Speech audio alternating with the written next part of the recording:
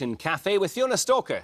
In the Election Cafe, we're giving you an alternative to the politicians. We've brought together journalists from across the political spectrum, spin doctors, bloggers, and even our own cartoonist who's sketching through the night. But it's not just TV. We're popping up every hour on the hour at social media, on bbc.co.uk/Scotland News, and on social media. The hashtag is hashtag BBC Election Cafe. Well, we've got experts and politicians here as well, but as you can see, Big Ben is fast approaching. Well, let's get more reaction from our Election Cafe and say, for the first time tonight, evening to Fiona Stoker. Fiona. Good evening, Glenn. We've had a little bit of time to chew over those exit poll results, and it is just a prediction, but let's see how that marries what this lot have been talking about and writing about. Kevin Pringle, formerly of the SNP, your first reaction? It's astonishing. If the result's anything like this, it would be a dramatic setback for the Conservatives and for Theresa May in particular, who of course only went to the country in order to get an overwhelming majority, and on these figures she's got no majority at all. It's hard to even see her position could be tenable if this turns out to be anything like accurate. But of course it is only a prediction, and it could be very, very different when the results come in. What about the SNP?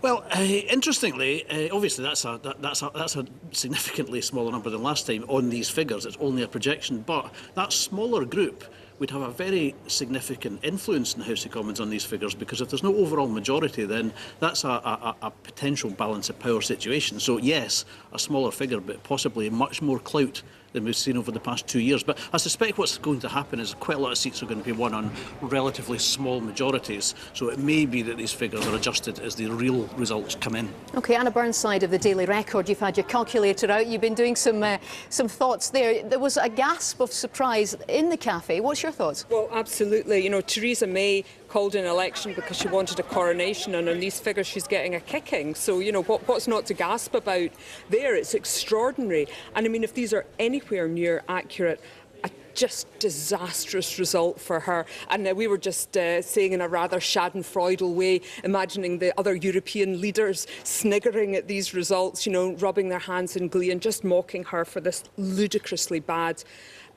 judgment. If it's true. Obviously, if it's not true, then we're the ones who will be getting the schadenfreude, won't we? Indeed, and it is just a prediction, but former Labour MP Tom Harris, also a Leave campaigner, what was your first reaction when you heard that?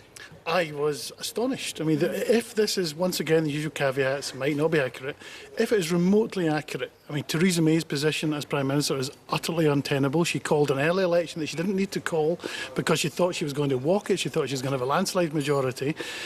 On the Labour side, those of us who are critics of Jeremy Corbyn, who insisted he was unelectable, it's going to be far more difficult, if this is true, it's far more difficult to remove him now.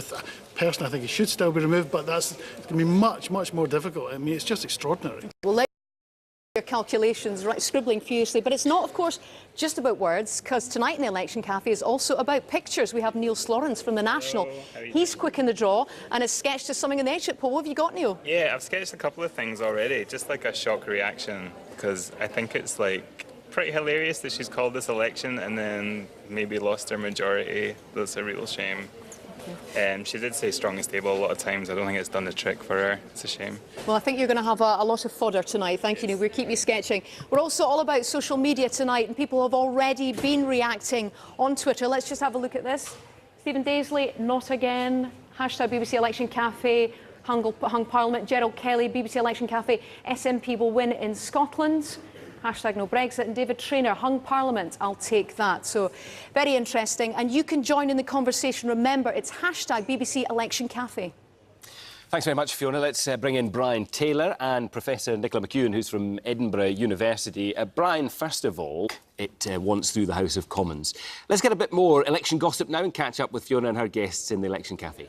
Thanks, Glenn. Well, I suppose this was the election that no one really saw coming, and I think that was the exit poll that not many people saw coming, if you could tell from the gasps from here in the Election Cafe. We've been talking a bit around the tables about the issues that people were voting on. We've got rapper and columnist Darren McGarvey with us. Now, Darren, on Twitter earlier on, you revealed that you had decided very last minute to go from SNP to actually vote Labour. What persuaded you to do that? Well, I'm a yes voter. I believe in Scottish independence. Obviously, that by proxy means that I've been supportive of the SNP in the past. But as much as I was pretty sure I was going to vote SNP today, once I was actually in the polling booth, then I just felt like taking a punt. There's a lot of different things informing voter behaviour, and that applies to me too. On one hand, I'm thinking, I know what I want. On the other hand, I'm thinking, I know what I don't want. And then there's all of these other things that go on, the divisions in our culture, the people that annoy us on Twitter, all of these things. When I started to put the cross in the box, I imagined it was a very small hand descending over the mouth of Pete Wishart, and that might seem petty, but there's something about the Yes movement that I support, that the quality of the dialogue for me from some of the MPs that were voted in last time has not really been there. And Corbyn essentially calls my bluff. Someone who comes out of the radical left, he says, oh, you want radical? Here it is. He calls the bluff of the Tories. Oh, you're strong and stable. You look weak and unstable. He calls the bluff of his own party. He says, you really want this? Then go for it. And it's the same with the nationalist movement. What he proposes is something that's genuinely left-wing, something of genuine substance. I appreciate the restrictions on the SNP, and I think they're a formidable political force. If push comes to shove and there's another independence referendum, I'm behind them all the way. But that's not what this vote is about for me today, and that's why I decided to vote Labour. OK, well, it is, of course, a prediction at this stage, and the SNP would still be the largest party in Scotland. But let's get the views of Alison Rao of the Herald.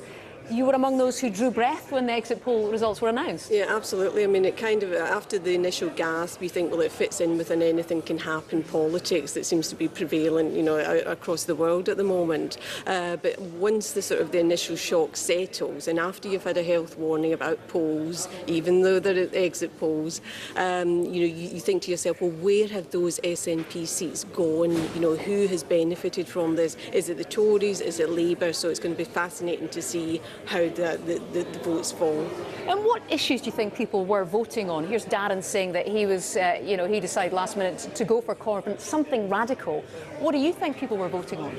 I think they were voting mostly on IndyRef 2, and I think they were also taking a chance, even though they were told constantly this was not a Holyrood election, the issues were not the same. I think they've taken the chance to have a say on health and education. OK, Penny Taylor, you're nodding there, journalist Penny. What do you think people were voting on? Well, I think there's a huge cross-border divide, and I think south of the border we had a lot of discussion, for instance, about the dementia tax, capping care costs, about means testing cold weather payments, which wouldn't apply necessarily north of the border. And I think there was enormous confusion, because when I think you saw the Scottish leaders' debates, you saw health and education getting brought into that, even though Westminster MPs will have no locus on any of those decisions. So I do think, and I would agree with Darren and Alison, that there's been a huge movement for the take a punt, let's do something different. And I'm going to be curious to know what proportion of the vote is the youth vote. How much of this is young people who've been mobilised perhaps for the first time, because there's been a lot of action on Twitter trying to get people out there, and maybe it's worked. Well, interesting points. Lots more to unfold, of course, overnight. We will have all the reaction from our journalists, spin doctors, bloggers, and, of course, our cartoonist who is sketching moments of the night. And remember, if you want to join the conversation, please do. It's hashtag BBC Election Cafe. Thanks, Fiona. In a moment, we'll be back with you when you're in fresh company. Let's cross to Fiona and see who her guests are in the Election Cafe. Fiona. Well, the caffeine is flowing. The atmosphere is buzzing, largely due to a rather surprising exit poll result. And it is, of course, just an exit poll. It is a prediction. We're going to see what the guests are saying. I've got Kevin McKenna, Observer columnist and traditional Labour supporter, who's pro-Indy. Kevin, I wish there'd been a camera on the cafe at that time when the exit poll was announced, because there was a lot of surprise. What's your reaction? Well, we all woke up all of a sudden and realised that a long night was going to get a little bit more interesting. We're actually hearing more astounding indications on the ground of what might be happening to a couple of seats in Scotland with massive SNP majorities, one of which could actually go to Labour. And if that does indicate a Labour surge in Scotland rather than a Conservative surge, then you wonder if it's a case of what might have been in Jeremy Corbyn's camp, because if he does indeed stop Theresa May getting an overall majority, he might be thinking to himself, if the Labour Party in Scotland had got its act together, what could have actually happened nationally? Well, that's an interesting point. We'll perhaps put to our next guest, Evan Williams, who was a former advisor to Scottish Labour. What do you think about Kevin's point then? Well, I think the first thing to say is that oppositions don't win elections, governments lose them. So Theresa May's had a terrible night and has had an awful campaign. And I think equally Nicola Sturgeon and the SNP have had a pretty terrible night as well. If the exit polls are to be believed, you know, they're going to lose a lot of seats. And they ran a poor and pretty unfocused campaign. So I mean, I hope the exit polls are about right, but it's a long way to go yet. So what does Labour do now? Where does Scottish Labour go from here, do you think? Well, I mean, when Kezia Dugdale took over, she had a lot to do. There was a long road to go, and Labour's recovery has to go through this point. You know, we have to be here at some point in order to get to the recovery that we need of getting, you know, about half of the people who went over to the SNP to come back to Labour. And so I think Scottish Labour will be very encouraged by it. I think they'll be very optimistic after the exit poll.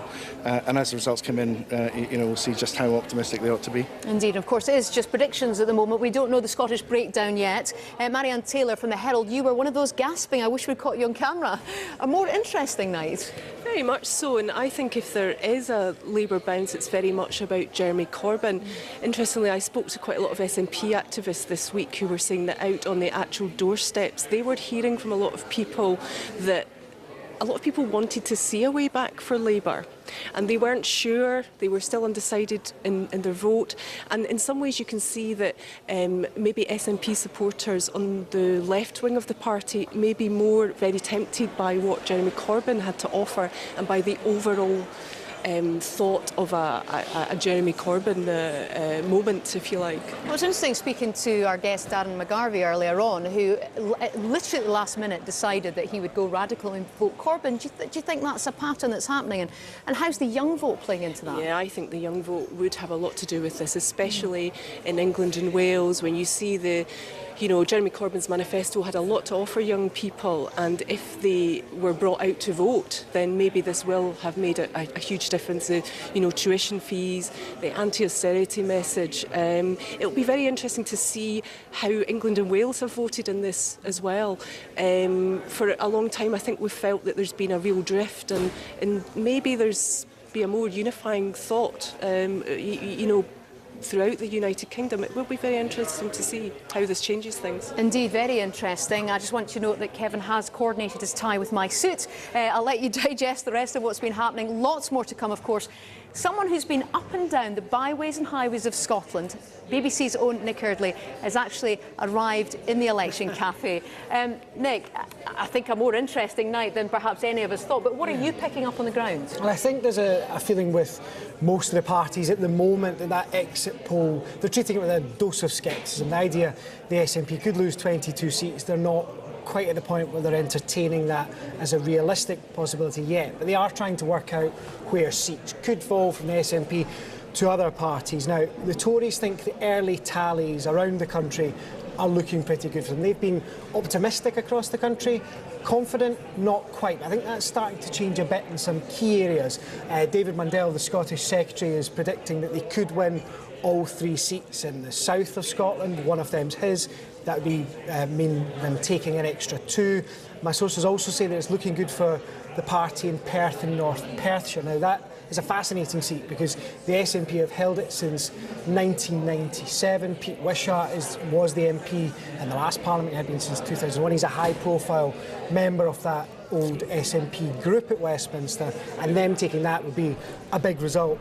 Labour at the moment playing down the idea that they could make massive gains in Scotland. They think the majorities in some areas are just too big, but in Edinburgh South they sound confident, in East Lothian they sound optimistic. They also think they're doing better than they expected in Rutherglen and Hamilton West. Lib Dems are quiet for now, but some people in North East Fife are suggesting it's a close race there between the Lib Dems and the SNP. OK, well, I'll get you more caffeine if you keep digging. Is that a deal? Brilliant. Well, lots more to come. It is going to be a long night, but I think it's going to be a very interesting night. Remember, if you want to join in the conversation, let us know what you think, or ask any of our Election Cafe customers what they think. You can get us at #BBC Election Cafe. I don't think I got the message about colour coordination tonight, Fiona. I'll have to work on that. Let's cross to Jackie Byrne.